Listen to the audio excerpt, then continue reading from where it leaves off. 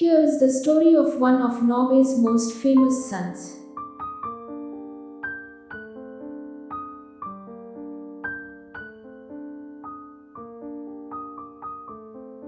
We are going to talk about Henrik Johan Ibsen.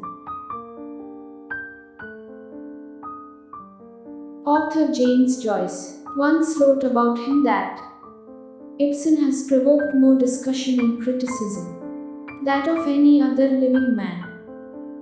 Henrik Ibsen was a Norwegian playwright, theatre director, and poet. Ibsen is often referred to as the father of realism. He is one of the founders of modernism in theatre. Ibsen is considered as the father of modern theatre. Ibsen is the most distinguished playwright in the European tradition. He is the most frequently performed dramatist in the world after Shakespeare. Ibsen was born in Norway. Norway is undoubtedly one of the most beautiful places on earth. Ibsen grew up in the small coastal town of Skien, located in Telemark, on the southeast coast of Norway. He was the oldest of 5 children, born to Nun and Marichin Ibsen. In an affluent family, his father was a successful merchant. His mother painted, played the piano and enjoyed trips to the theatre. From an early age, the young Ibsen expressed an interest in becoming an artist. At the age of 15, Ibsen stopped going to school to find work and help his parents financially. He managed to find a position as an apprentice in an apothecary in Grimstad. Ibsen worked there for 6 years and used what free time he had to write poetry. In 1849, he wrote his first play, Catiline, a drama written in verse modeled after one of his great influences, that is William Shakespeare. When the play made its way to Christiania the following year, Ibsen's father was said to have been very proud of his son's first play. In 1850, Ibsen moved to Christiania, the former name for Oslo, to study for the university entrance examinations at the university. His move to the capital coincided with his own search for an identity as an artist, in a city that lacked an artistic culture at that period. But Ibsen's time spent living in the capital ensured he met other writers and artistic types. One of these was Ole Schulerud, who became a friend and went so far as to pay for the publication costs of Ibsen's first play Catiline. He offered him a job as a writer and manager for the Norwegian theatre in Bergen. The position proved to be an intense tutorial in all things theatrical for Ibsen. It even included trips abroad to learn more about the craft. A few years later, in 1857, Ibsen returned to Christiania to run another theatre, others claiming that he must manage the theatre and called for him to be removed from the position. Despite the turbulence, Ibsen found time to write Love's Comedy, a satirical look at marriage, in 1862. Unlike many other writers and poets, Ibsen had a long and seemingly happy marriage to Susanne Dye Thoresen. The two were married in 1858 and the following year brought their only child into the world, a son whom they called Sigurd. Ibsen also had a son from an earlier relationship. After Ibsen's struggles and economic downfall in Norway, which was felt heavily in Christiania, he left his homeland in 1862, eventually settling in Italy for a short period.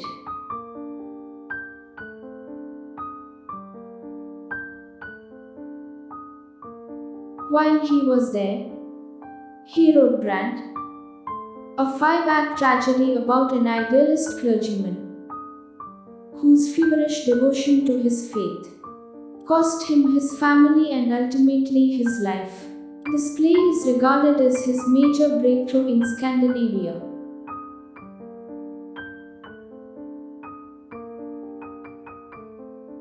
2 years later, Ibsen created one of his masterworks, Peer Gynt, a play rooted in Norwegian romanticism about an undecisive anti-hero protagonist, Peer, whose wild and undecisive ways propel him on and around the world adventure.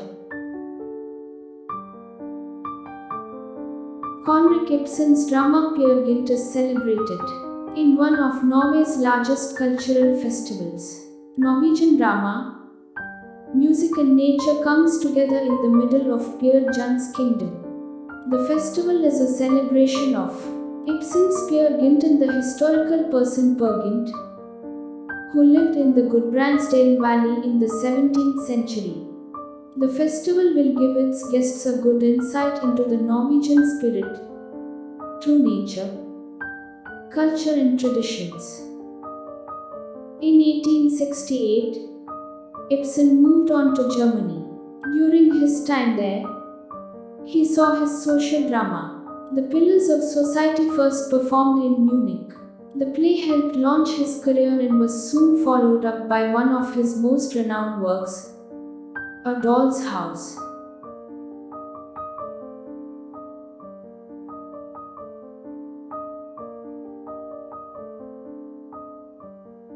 Ibsen illustrated Nora's struggle with the traditional roles of wife and mother, and her own need for self-exploration. Once again, Ibsen had brought up questions of the accepted social practices of the times, surprising his audiences and stirring up debate.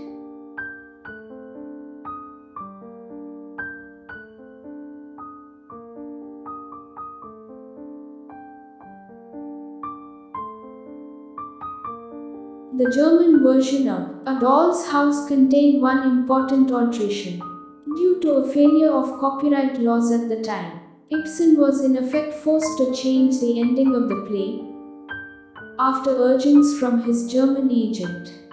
In the final scene, instead of leaving Thorvald and her children, it culminates with Nora collapsing in a scene with her family. Ibsen was famously outraged by the German alteration. Continuing with the trend of stirring up controversy, his next play, Ghosts, tackled such topics as incest and venereal disease. The outcry was so strong that the play wasn't performed in many places until several years later.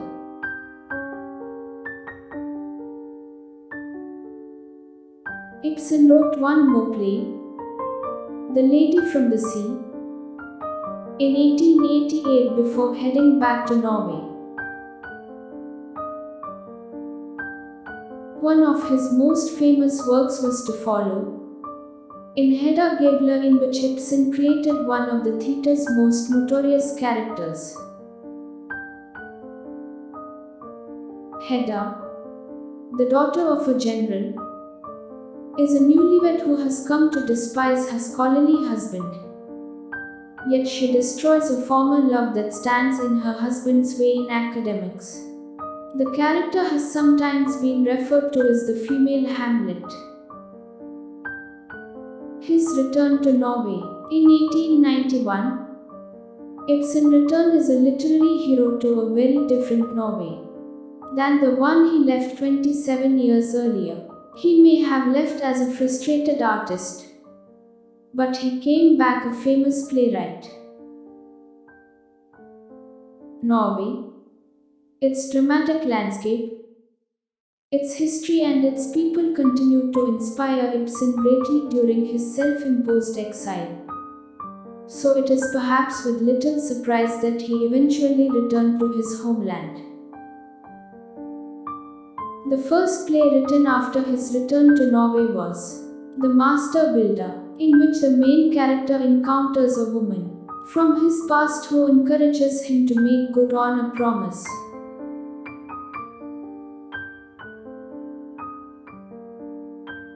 In what turned out to be his final work, When We Dead Awaken, written in 1899, an old sculptor has a run-in with the former models of his, and works to reignite the creative fire he feels he's lost.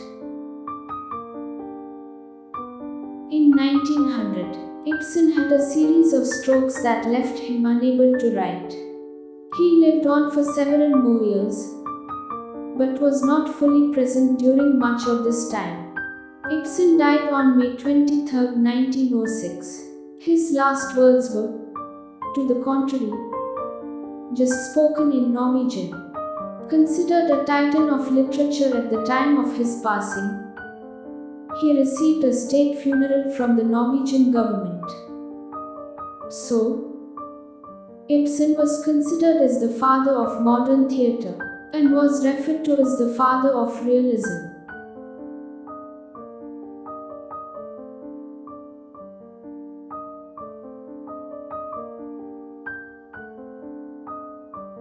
Already we discussed his works.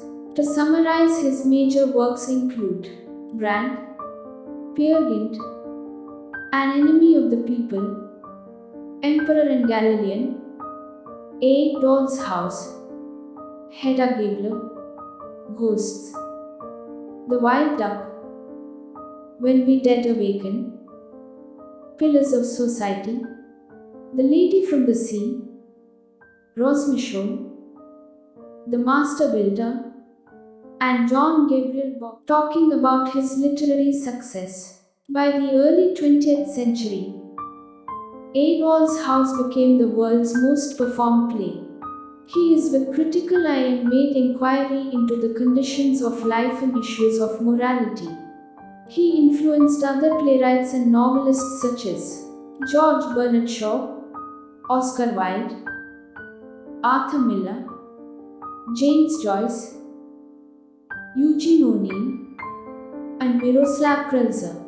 Ibsen was nominated for the Nobel Prize in Literature in 1902. 1903. He was the father of Prime Minister Sigurd Ibsen. Sigurd Ibsen was a Norwegian author, lawyer and statesman, who served as Prime Minister of Norway in Stockholm and played a central role in the dissolution of the union between Norway and Sweden in 1905. Ibsen wrote his plays in Danish, and published by the Danish publisher Gyldendal. Danish was the common written language of Denmark and Norway during his lifetime.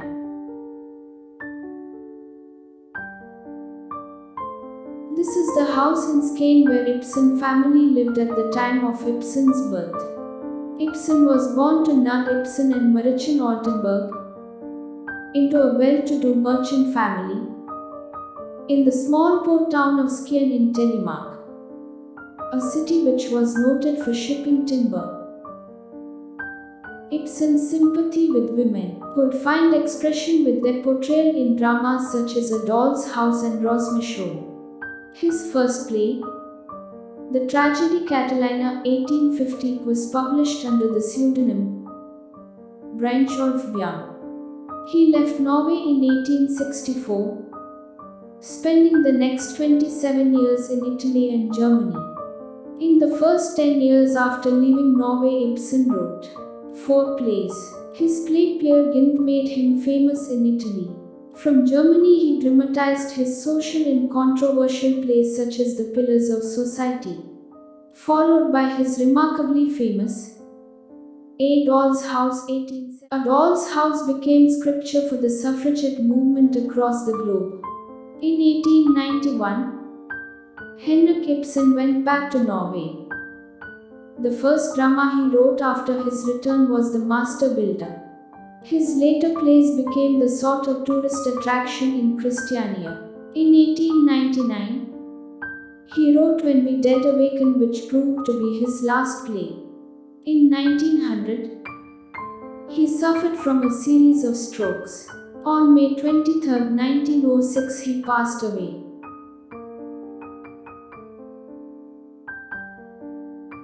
This is the tomb and burial place of Henrik Ibsen, situated in front of Bergen's biggest theatre.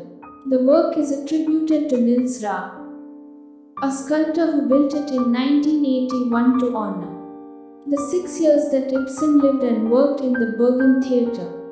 Now the theatre stands behind him.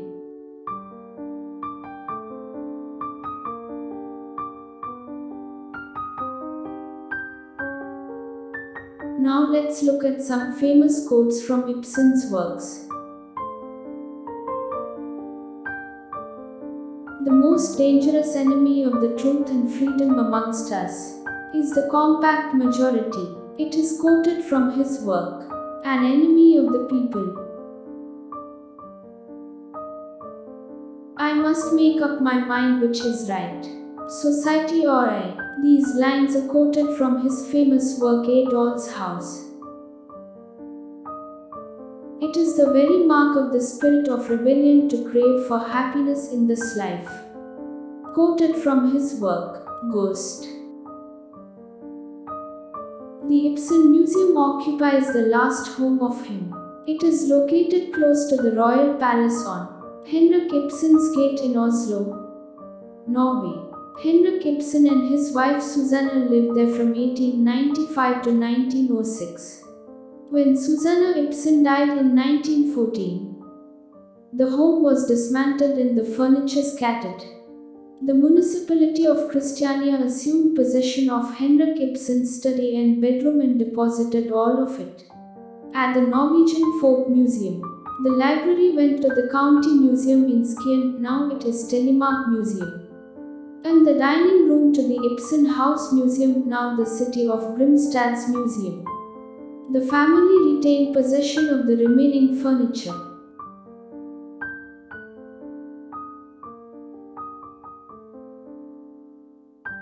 The legacy of Ibsen. While Ibsen may be gone, is still here. His work continues to be performed around the world. GYNT, A Doll's House and Hedda Gabler are some of the most widely produced plays across the world today. And all you don't forget about the poetry. Ibsen's published works include more than 300 poems. If you like my video, subscribe my channel. That will hints me to make more videos. Visit our website www.englishlecturenotes.com. Follow English Lecture Notes on Facebook and Instagram. And subscribe our Telegram channel for daily encounter. Thank you for watching.